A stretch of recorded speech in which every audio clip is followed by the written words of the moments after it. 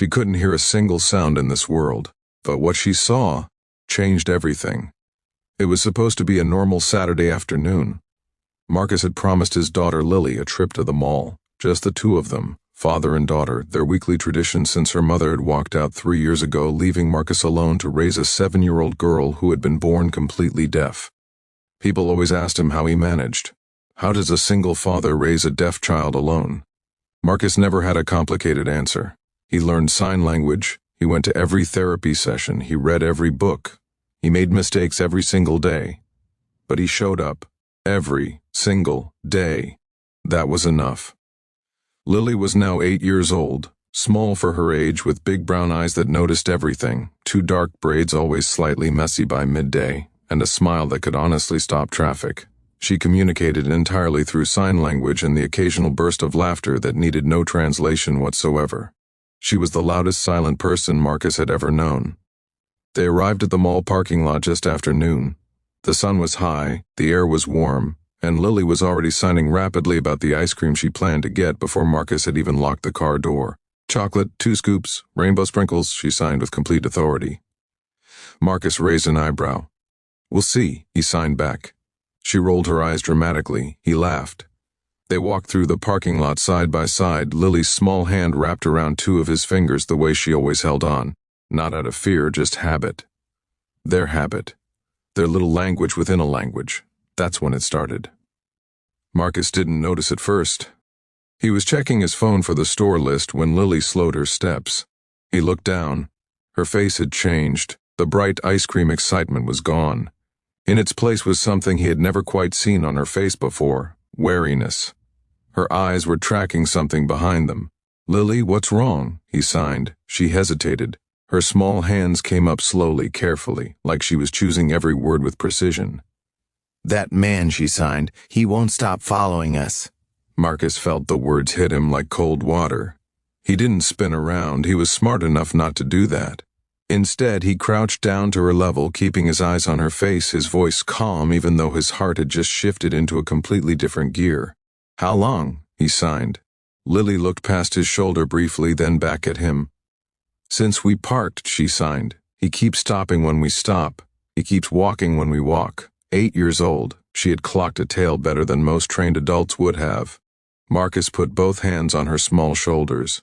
You did the right thing telling me, he signed. Don't look at him again. Keep your eyes on me, okay? She nodded.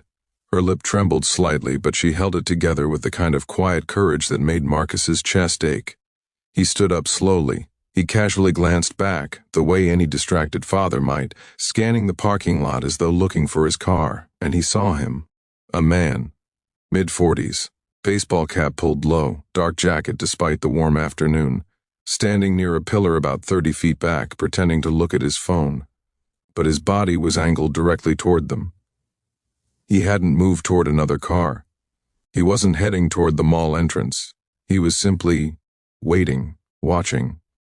Something primal ignited in Marcus's chest. He took Lily's hand and walked, not ran, walked, directly toward the mall's main security booth near the entrance. He kept his stride steady and purposeful. He didn't give the man the signal that he'd been made.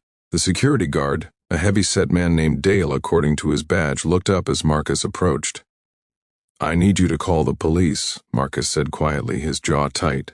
There is a man in a dark jacket and baseball cap near the east parking pillar who has been following my daughter and me since we arrived. My daughter is deaf. She spotted him and alerted me. Dale's expression shifted immediately from bored Saturday to sharp and focused. He picked up his radio. Marcus crouched down to Lily again. She was watching him with those enormous brown eyes, reading him the way she always did. Not his words, but his face, his posture, his hands. You're safe, he signed. I've got you. You were so brave. Her chin wobbled. One tear escaped. She wiped it away fast, like she was annoyed at herself for it. The golden hour came and the situation escalated before the police arrived. The man in the dark jacket had apparently realized he'd been spotted. He began moving, not away from the parking lot, but circling, as if calculating, as if he wasn't quite ready to abandon whatever his intention had been. Marcus positioned himself between the man and Lily near a park bench at the edge of the lot, one arm extended back, shielding her behind him. Lily pressed against his back, her small fingers gripping the fabric of his jacket. Her other hand was still signing against his side, small private signs only he could feel. "Is he still there?" She signed into his back. Marcus kept his eyes locked forward. "Yes," he signed behind him with one hand. "But you stay right there, don't move." The man stopped. He stared at Marcus directly now, no more pretending, and Marcus stared back, the kind of stare that required no language, no translation, deaf or hearing. The message was ancient and absolute. You will not get to her. The police arrived 7 minutes after Dale's call. By then the man had begun to slowly back away, but it was too late. 2 patrol cars swept into the parking lot, and officers moved with purpose. The man attempted to walk casually toward the far exit. He didn't make it. Marcus knelt down in the parking lot under the streetlights, the blue and red flashing lights painting the night around them. He pulled Lily close with one arm and held his phone to his ear with the other, giving the dispatcher his location and description of the suspect. Lily's hands were still moving, still signing. Even now, wrapped in his arm, tear streaks on her cheeks catching the light, she was still communicating, still telling him things, processing things the way she always did, through her hands. He tucked the phone against his shoulder for just a second. "I see you," he signed to her. "I hear you. Always." She buried her face in his chest. Later, officers confirmed the man had an open warrant in 2 counties. His phone contained evidence that placed him near 3 other locations where children had been reported as followed or approached in recent months. When investigators spoke to Marcus, one officer, a 20-year veteran, paused and shook his head slowly. "Your daughter," he said. "She noticed things trained officers sometimes miss. The pattern recognition, the awareness. She never panicked. She communicated clearly and calmly." Marcus nodded. He looked over at Lily, who was sitting on the hood of the patrol car, wrapped in an emergency blanket, solemnly accepting a juice box from a kind female officer. "She's been communicating in a language most people don't bother to learn," Marcus said quietly.